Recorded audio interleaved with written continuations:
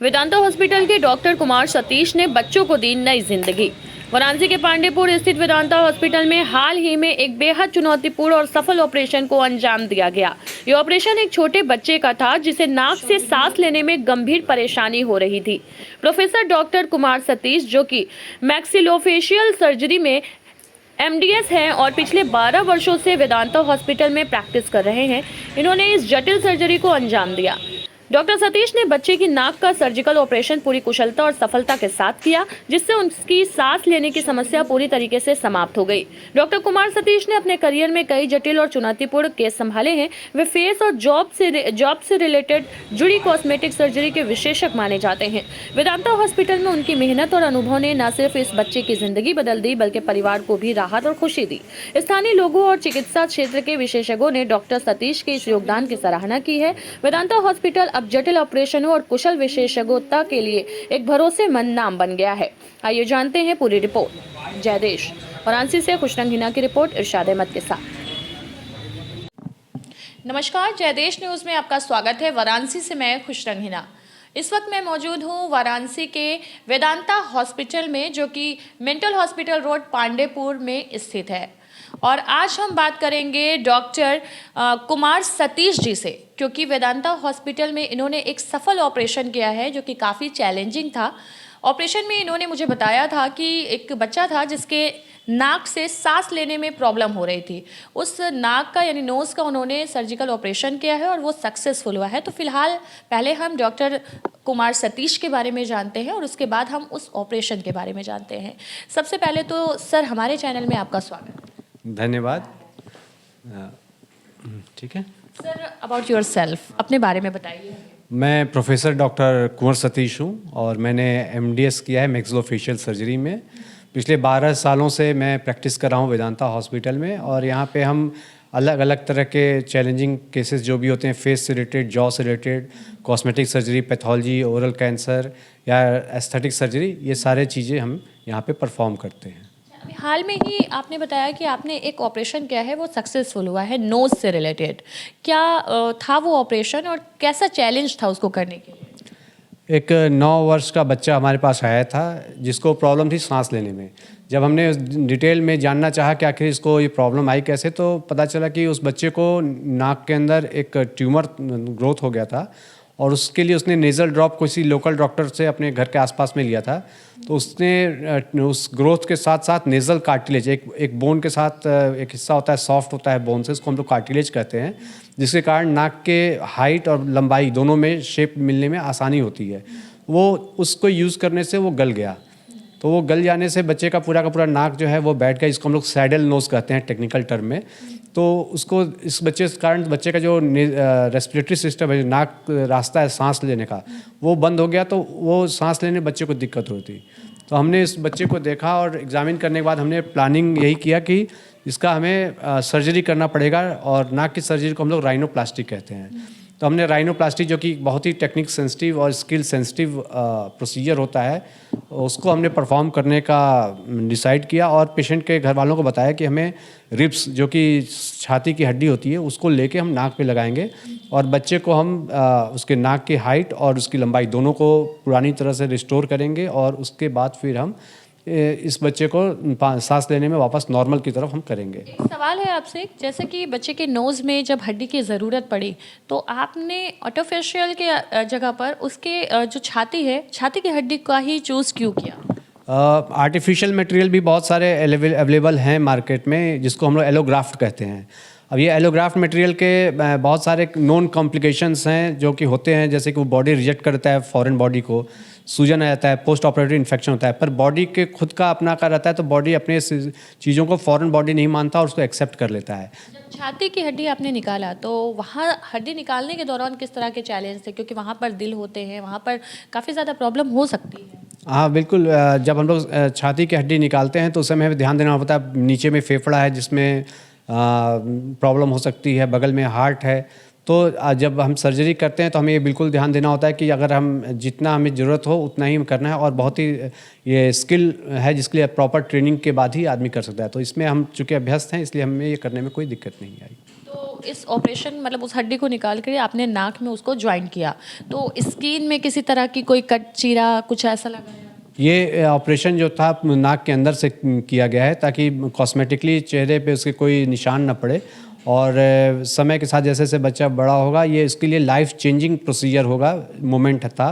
क्योंकि चेहरे की सुंदरता या चेहरे का एक बनावट ऐसा है जो उस सांस लेने में तो बच्चे को अभी दिक्कत आती है, आगे चल के उसके रूप के कारण उसके सेल्फ कॉन्फिडेंस में भी बहुत अंतर आने वाला है। वो कॉन्फिडेंट होकर समाज को फेस कर सकता है और अपने लाइफ को अच्छे से जी सकता है। इस सर्जरी को आप अपने क्षेत्र में कितनी बड़ी कामयाबी मानते हैं? देखिए अगर राइनोप्लास्टी की बात करें तो राइनोप्लास्टी तो शुरुआत तो हमारे काशी में सुश्रुत ने ही की थी। तो ये सुश्रुत जी का दिया हुआ पहला राइनोप्लास्टी का दुनिया में है अपनी काशी का।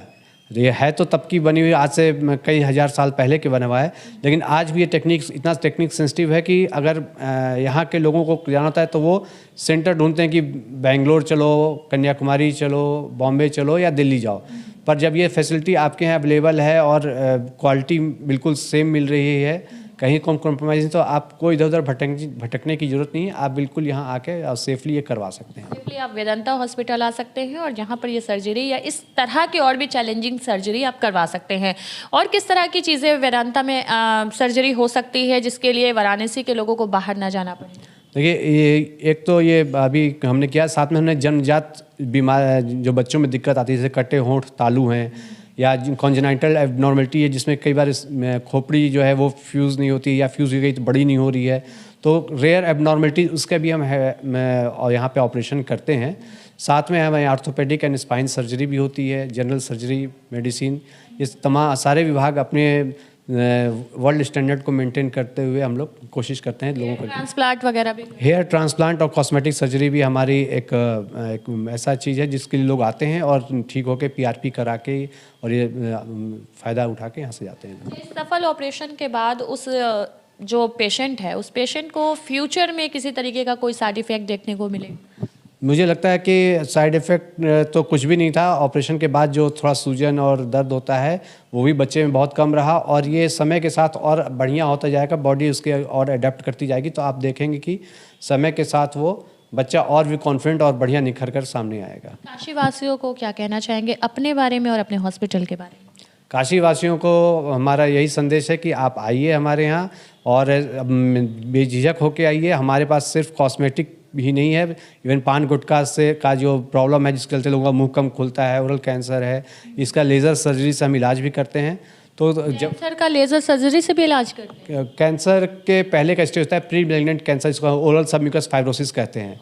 तो उसको हम लोग लेज़र की विधि द्वारा हम लोग ऑपरेशन करते हैं जिसमें चीरा लगाने की जरूरत नहीं पड़ती और मरीज सेम डे ठीक होकर जा सकता है। बहुत बहुत शुक्रिया। तो हमारे साथ थे डॉक्टर कुमार सतीश जी, और कुमार सतीश जी ने जिस तरीके से बताया कि किस तरीके के चैलेंज हैं जिनको इन्होंने कर दिखाया। तो अगर आपके पास भी कोई ऐसे पेशेंट हैं या आपके घर में कोई ऐसे पेशेंट हैं जिनको इस तरह की प्रॉब्लम्स है तो आप वेदांता हॉस्पिटल में आइए और आपका अच्छा इलाज होगा। और रेंज के मामले में सर क्या कहेंगे, क्या ऑपरेशन में क्या खर्च वगैरह आया इस नोज़ के बात अगर हम करें तो? देखिए हमारे यहाँ ऑपरेशन का ऐसा खर्चा और ऑपरेशन 60 से 70 हज़ार रुपये पड़ता है, पर हमारे यहाँ फैसिलिटी अवेलेबल है कि अगर कोई पेशेंट एक बार में नहीं पे कर सकता है तो हम उसे किस्त में बांधते ताकि वो ऑपरेशन उसका काम पैसे के लिए उसका काम ना रुके और धीरे धीरे वो अपना पेमेंट करके बाद में चुका दें। मतलब अगर आप आर्थिक रूप से कमज़ोर हैं तो आपको इंस्टॉलमेंट की सुविधा भी दी जाती है। और जो तस्वीर अब हम आपको दिखा रहे हैं इस तस्वीर में देखिए, और हम कोशिश करेंगे कि उस पेशेंट से भी बात करें जिनका सफल ऑपरेशन हुआ है और उनसे भी जानेंगे कि इस ऑपरेशन के बाद पहले में और अब में क्या फ़र्क है। वहीं आप तस्वीरों के माध्यम से देखिए, ये पहले की तस्वीरें हैं और ये अब की तस्वीरें हैं कि कितनी चेंजिंग आपको दिखाई दे रही है सर्जरी के बाद। शुक्रिया सर। हाँ, ये वही पेशेंट है और बच्चे से बात करेंगे। क्या नाम है बेटा आपका? हिमांशु। हिमांशु नाम है? हाँ। अच्छा हिमांशु, पहले आपको सांस लेने में प्रॉब्लम हो रही थी क्या? हाँ। हो रही थी। हाँ। अभी ऑपरेशन हो गया आपका? हाँ। ऑपरेशन के बाद सांस लेने में दिक्कत है? नहीं। नहीं दिक्कत है? नहीं। सांस ले पा रहे हो? हाँ। अच्छा, अभी इनके पिताजी हैं। क्या नाम है आपका? अक्षय लाल। अक्षय जी, आपके बच्चे को क्या प्रॉब्लम थी? सांस लेने में दिक्कत हो रहा था, यहाँ दब गया था। हड्डी दब गई थी। हाँ, अच्छा, फिर उसके बाद किस वजह से हड्डी दबी थी? नाक में फोड़ा हो गया था। बहुत सी दवा लाए थे डालने वाला, उसी को डालने से गल गया था। तो सांस नहीं ले पा रहा था। नहीं, मुँह बाकर सांस लेता था। फिर आप कहाँ आए? तब फिर हम यहाँ आए वेदांता में। वेदांता। अच्छा, तो कब आए थे आप यहाँ? 3-4 दिन पहले, 18 तारीख को। हाँ अच्छा, ऑपरेशन हो गया? जी। सक्सेसफुल रहा ऑपरेशन इसका, आपके बच्चे का? जी अभी कोई दिक्कत है? जी, नहीं कोई दिक्कत नहीं है। अच्छा, मतलब आप जिस परेशानी को लेकर के आए थे वो परेशानी दूर हुई बच्चे की? जी चलिए, तो ये इनके पेरेंट्स हैं और पेरेंट्स भी पूरी तरीके से फुल सेटिस्फाइड हैं कि जी, ये बच्चे का चेहरा देखिए कि यहाँ पर ये जो इसका नाक का ऑपरेशन हुआ है, मैं कहूँगी जूम करके दिखाइए, कहीं से भी ये देखिए पता नहीं चला। बच्चा कहीं दर्द हो रहा है क्या? नहीं, कोई दर्द नहीं हो रहा है। नहीं, अच्छा, कोई दिक्कत है तुमको तो बताओ ना। नहीं है, कोई दिक्कत नहीं? नहीं। ठीक है, तो बच्चा भी देखिए पूरी तरीके से कह रहा है, अभी मात्र ऑपरेशन को 4 से 5 दिन हुआ है और बच्चा कह रहा है कि कोई दर्द नहीं हो रहा है और ऑपरेशन इसके नाक के अंदर से हुआ है, स्किन के बाहर से नहीं हुआ है। इसी वजह से ये बाहर से आपको दिख नहीं रहा है और फ्यूचर में भी इसके चेहरे की जो बनावट है वो कहीं से खराब भी नहीं हुई है, जैसा कि डॉक्टर सतीश जी से हमने बात किया था।